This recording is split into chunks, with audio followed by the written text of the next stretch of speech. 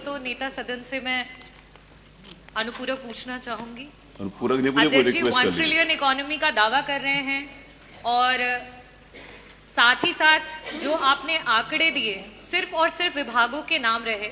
नेता सदन, मैं आपसे अनुरोध करना चाहूंगी कि मेरा प्रश्न भी यही था और मैं उसे अनुपूरक के रूप में वापस से आपके सामने लाना चाहूंगी कि जिन जिन विभागों, जिसमें कि मैंने जो खुद जानकारी ली है, एग्रीकल्चरल डिपार्टमेंट, एम्प्लॉयमेंट और सर्विसेज के लिए और इंडस्ट्रीज, इन डिपार्टमेंट्स का सबसे ज़्यादा योगदान होना चाहिए हमारे अर्थव्यवस्था को 1 ट्रिलियन इकोनॉमी में ले जाने के लिए।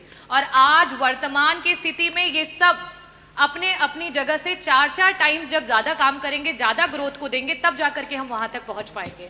लेकिन कहीं पे भी आपके उत्तर में ये नहीं आया कि 2023-24 से 2024-25 में हमने इन विभागों में कितनी इंप्रूवमेंट लेकर के आए हैं कि हम 2029 तक 1 ट्रिलियन इकोनॉमी पहुंच जाए। और साथ ही साथ नेता सदन, मैं आपसे अनुरोध करना चाहूंगी कि 1 ट्रिलियन इकोनॉमी की होड़ में जो हमारा मिडिल क्लास का पॉकेट है, और ये डेटा में आरबीआई का मैंने यहाँ पे रखा है कि आज मिडिल क्लास की पॉकेट 25% से आकर के जीएसडीपी का 5% पे आ चुकी है। उन परिवारों के लिए सरकार अपने ग्रोथ रेट में कैसे काम कर रही है, उस मिडिल क्लास को इसमें कैसे बचाएगी? बस ये 2 प्रश्न हैं, मैं अनुरोध करूंगी कि आप जवाब दें। देखिए, माननीय सदस्य ने जो प्रश्न किए हैं, मुझे लगता है कि सदन की ओर से टैबलेट भी आप सबको उपलब्ध करवाए गए हैं और हम लोगों ने जितने भी सेक्टर की जो ग्रोथ रेट है, इस सबको सीएम डैशबोर्ड के माध्यम से सबके सामने प्रस्तुत किया है। कोई जाकर के उसको ऑनलाइन उन सबको देख सकता है। उसके लिए समय निकालना पड़ेगा। दूसरा है, उत्तर प्रदेश में औद्योगिक निवेश आज देश का सबसे अच्छा इन्वेस्टमेंट का डेस्टिनेशन बनकर के उत्तर प्रदेश उभरा है। अभी हम लोगों ने फरवरी 2023 में उत्तर प्रदेश के अंदर ग्लोबल इन्वेस्टर समिट किया था। 40 लाख करोड़ रुपए के निवेश के प्रस्ताव प्राप्त हुए थे, जिनमें से 15 लाख करोड़ रुपए के निवेश के प्रस्ताव को ग्राउंड ब्रेकिंग भी किया जा चुका है और जिनमें से बहुत सारे उद्योगों ने अपना प्रोडक्शन भी प्रारंभ किया है। ये 15 लाख का मतलब 60 लाख नौजवानों को सीधे सीधे नौकरी की गारंटी। ये पहली सरकार है जिसने 7.5 लाख से अधिक नौजवानों को सरकारी नौकरी भी दी है। एमएसएमई सेक्टर, जिसमें रोजगार सर्वाधिक प्राप्त होता है, देश के अंदर उत्तर प्रदेश सबसे अधिक एमएसएमई यूनिट रखने वाला राज्य था। लेकिन इस सेक्टर को पिछली सरकारों की उपेक्षा के कारण, ये केवल हमने नहीं पैदा किया था, यह वह सेक्टर था जिस सेक्टर में उत्तर प्रदेश में अनंत संभावनाएं थी और वर्षों से, सैकड़ों वर्षों से विरासत के साथ हमें प्राप्त हुआ था। लेकिन उपेक्षा के कारण यह सेक्टर दम तोड़ चुका था। हम लोगों ने 1 डिस्ट्रिक्ट 1 प्रोडक्ट के माध्यम से इसको फिर से आगे बढ़ाया। आज परिणाम है, इसका एक उदाहरण आपके सामने है। कोविड कालखंड के दौरान जब 40 लाख कामगार और श्रमिक उत्तर प्रदेश में वापस आया था, हम लोगों ने इन सभी लोगों को स्किल मैपिंग करके उनको उन्हीं सेक्टर में, उन्हीं जनपदों में अधिक से अधिक लोगों को समायोजित करने का काम किया था और अधिकतर लोगों को उसी जगह पर नौकरी और रोजगार भी प्राप्त हुआ था। अकेले एमएसएमई सेक्टर में उत्तर प्रदेश के अंदर 2 करोड़ से अधिक लोगों को रोजगार और नौकरी प्राप्त हुई है, जिसमें कोई अतिरिक्त लैंड नहीं देनी पड़ती है, सरकार को कोई अतिरिक्त इंसेंटिव नहीं देनी होती है। और उत्तर प्रदेश का पोटेंशियल क्या है? अभी हम लोगों ने 24 जनवरी 2025 को उत्तर प्रदेश स्थापना दिवस के कार्यक्रम के साथ सीएम युवा उद्यमी की एक नई योजना जारी की है। एमएसएमई विभाग इसको संचालित कर रहा है। महोदय, 1 महीने का भी 1 महीना पूरा नहीं हुआ है, जिसमें हम लोगों ने किसी भी नए उद्यमी को 5 लाख तक के बैंक के ऋण में हम लोगों ने उसे इंटरेस्ट फ्री ऋण उपलब्ध करवाने की कार्रवाई की है। पहले चरण में 5 लाख पर, दूसरे चरण में फिर 10 लाख तक। और मुझे बताते हुए प्रसन्नता है कि अभी तक 96 लाख से अधिक नौजवानों ने इसके लिए आवेदन किया है।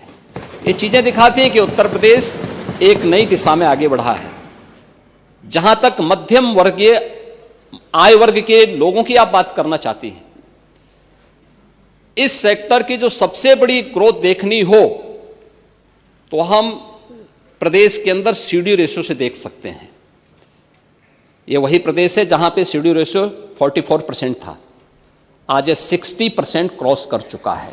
ये चीजें दिखाती हैं कि उत्तर प्रदेश का पैसा तो उत्तर प्रदेश के अंदर ही लग रहा है और उत्तर प्रदेश के विकास में और उत्तर प्रदेश के अंदर यह रिजर्व बैंक की ही रिपोर्ट है कि पिछले 5 वर्षीय योजना के अंदर उत्तर प्रदेश देश का पहला राज्य है जिसने बैंकों से सर्वाधिक लेन देन किया है।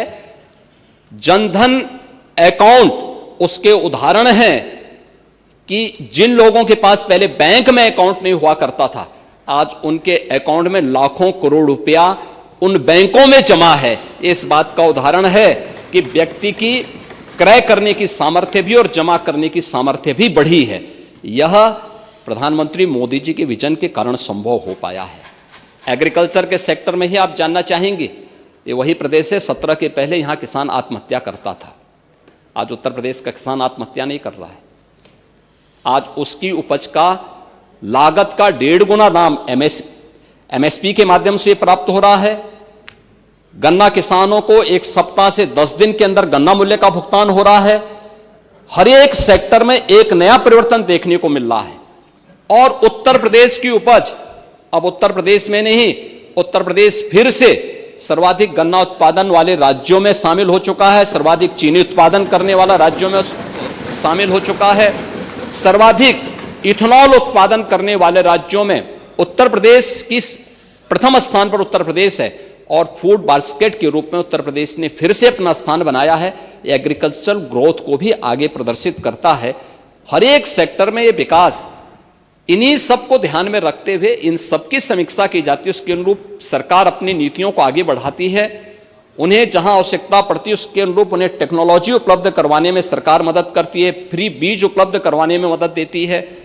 दलहन और तिलहन के क्षेत्र में उत्तर प्रदेश जो पीछे था या फूड प्रोसेसिंग में जो यूनिट यूपी के अंदर नहीं आ रही थी, वैल्यू एडिशन में जो काम कर सकता है, वह आज उत्तर प्रदेश के अंदर देखने को मिल रहा है और ये किसानों की आमदनी को कई गुना बढ़ा रहा है। तो ये केवल एग्रीकल्चर का ही नहीं, केवल इंडस्ट्री का ही नहीं, बल्कि हर एक सेक्टर में 10 के 10 सेक्टर की समीक्षा नियमित रूप से होती है। और टूरिज्म में आपने देखा होगा, टूरिज्म में गत वर्ष 65 करोड़ लोग आए थे और अकेले हमारा कुंभ 60 करोड़ की संख्या पूरी करने जा रहा है। एक आयोजन ही 60 करोड़ देश और दुनिया के पर्यटकों को अपनी ओर आकर्षित करने में सफल हो चुका है। तो संभावनाएं थी, उन संभावनाओं को आप लोगों ने अपनी कारगुजारी के कारण दबाया था। आज उत्तर प्रदेश अपनी उन संभावनाओं को फिर से उजागर कर रहा है और देश और दुनिया उत्तर प्रदेश के प्रति पूरी सद्भावना के साथ इस विकास में योगदान देने को तत्पर है। प्रश्न संख्या 3 हो गया प्रश्न। माननीय नेता प्रतिपक्ष अगला प्रश्न ले लेते हैं। एक प्रश्न अनुपूरक हम पे आपने एमएसपी को बताया कि ये हमारे लागत मूल्य से ज्यादा गुना है। क्या सरकार ने धान और गेहूं का प्रति क्विंटल लागत मूल्य निकाला है और वो क्या है? पाणे जी, आपका प्रश्न मूल प्रश्न से हटकर के है, लेकिन मैं आपको बताना चाहता हूं, आप पता नहीं किसान हैं कि नहीं है, मैं नहीं जानता, क्योंकि आप लोग पेशे से समाजवादी हैं।